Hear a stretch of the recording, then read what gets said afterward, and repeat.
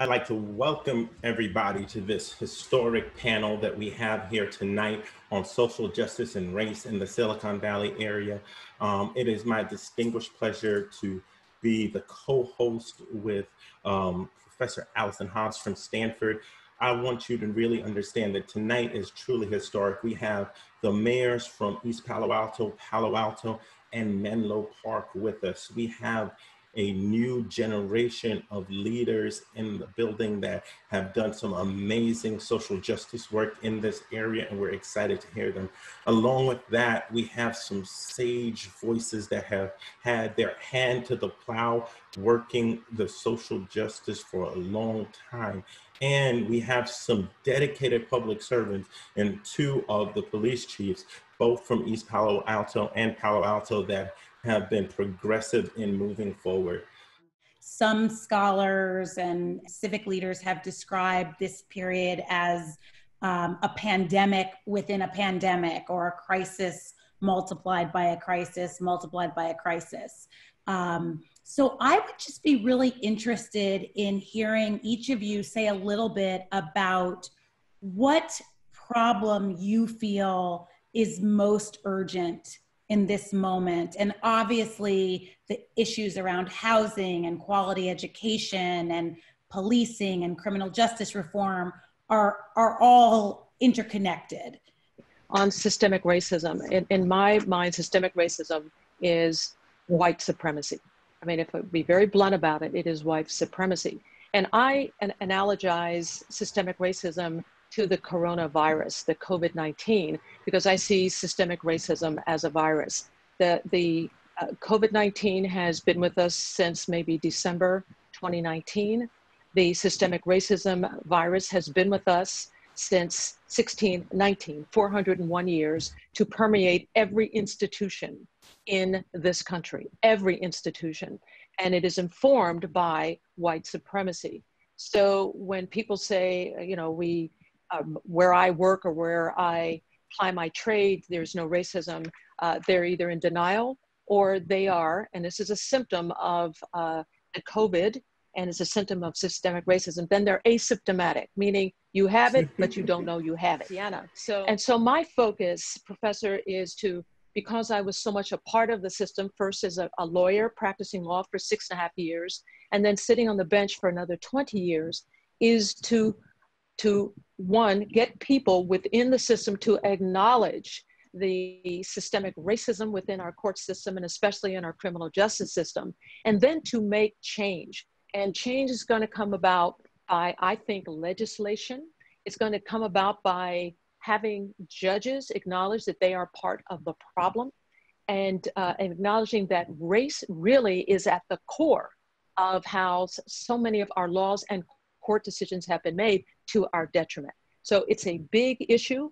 It is nationwide, but it's one that, because the courts have so much power over our lives, it is so important that we get in and address it.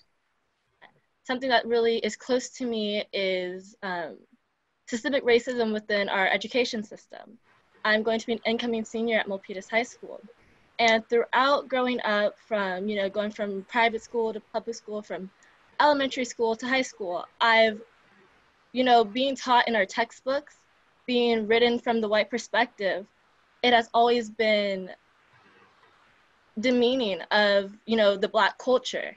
And, you know, every once in a while when we are taught about Black history, it's usually, you know, Martin Luther King, which he is amazing, he has done so much for America, but there are so many more amazing, you know, inventors, scientists, doctors who literally formed America that we aren't taught about in school. And I think that is just such a huge problem, because if we were taught these things, if, you know, people of other races were taught these things, and even teachers, because I feel like educators also need to be retaught things as well. I think that the perspective and people's outlooks on African Americans would be extremely different. And I feel like a lot of problems would be solved if we were taught these things in school at a young age. I feel that it would be both morally and intellectually irresponsible not to discuss the manifestation of police brutality in my own community. Officer Zach Perrone making a joke using the N-word around an officer who is Black. The Black officer is no longer with the Palo Alto Police Department, and Zach Perone was shortly after this promoted to captain. In 2019, Sergeant Wayne Benitez dragged Gustavo Alvarez out of his home, slammed his head against a car windshield while taunting him with bigoted slurs, and subsequently verbally threatened to cause him to bleed a whole lot more. A lawsuit regarding the situation resulted in a $572,000 payout to Mr. Alvarez, and the two officers that were involved failed to report the use of force to their superiors, and no charges were leveled against any of the officers involved. Finally, in one instance that is now just recently coming to light, Agent DeStefano, actually the same officer in the previously discussed altercation, who has now been named in 3 excessive force suits, basically harassed a man, slammed his head down into the concrete, broke his eye socket. I won't say whether or not he falsified the police report. None of the officers aforementioned have faced any charges. The investigation was overseen by someone that was a groomsman in DeStefano's wedding.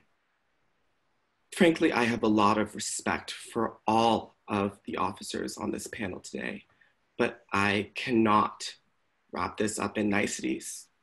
The legislative inaction and refusal to punish police misconduct being exhibited in Palo Alto is nothing other than malfeasance. And when officers that exhibit misconduct do not face consequences, it vitiates the integrity of the entire force.